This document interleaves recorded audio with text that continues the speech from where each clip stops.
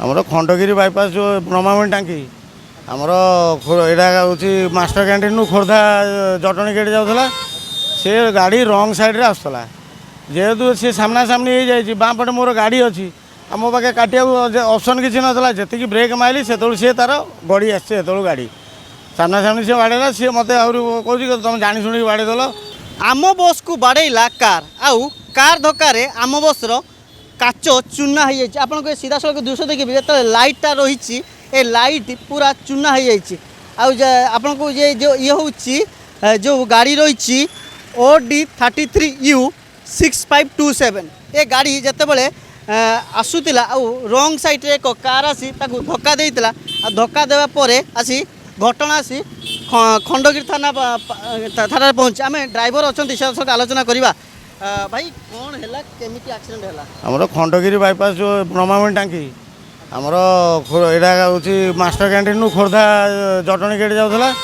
से गाड़ी रंग साइड्रे आसूला। जेहेतु सी सामनासामनि हो जाए, बाँ पटे मोर गाड़ी अच्छी, आ मो पाखे काटिया ऑप्शन किसी नाला। जी ब्रेक मारिली से सी तार गड़ी आसे। गाड़ी सामनासामनि सी बाड़ेला। सी मत आहरी कह तुम जानी शुणी बाड़ेदेल। तुम तो तड़ी घोड़ी चलाऊच। ये तो जगह ये गाड़ीर तो गवर्नर अच्छी, तापर जाम भी अच्छी। गाड़ी रास्ताघाट जाम अच्छी। गाड़ी केते स्पीड अति बेसी 15 कि 10-15 भितर स्पीड थी। ता भितर जब माड़गला आम कौन दोषी हबू? अघटन तो हो जाए। सी तार ताकू तो कहला आस थाना एफआईआर दब। सी तो एफआईआर देलेनि। सी पलैले कौन गाड़ी मध्य गाड़ी आम देखुलु कि माड़ हो बैंड होती आपंकर क्षति होती। लाइट भांगी गाड़ी माड़ आम मोटर गाड़ी बंफर भांगी, रेड लाइट भांगी। तांकर कौन भांगी सी तो रही पलैले। आम कौन करें? आम तो आम गाड़ी क्षति जेहतु आम एफआईआर देदेबू।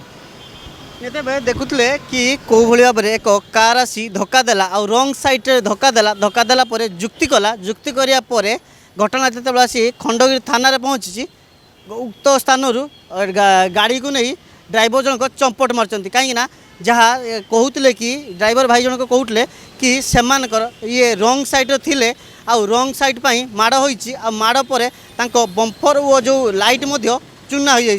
कि बड़ कथा जितेबाला ये खंडगिरी छकरे जाम रही ब्रिज काम होची काम रास्ता जाम रोचे। एमाने केमिति रंग साइड जाई बाड़ौंट आउ तांको मध्य दोषारोप कर जो आम बस ड्राइवर अच्छा दोषारोप कर। भुवनेश्वर कैमरा पर्सन देवाशीष हरे कृष्ण गिरी प्रतिदिन टीवी।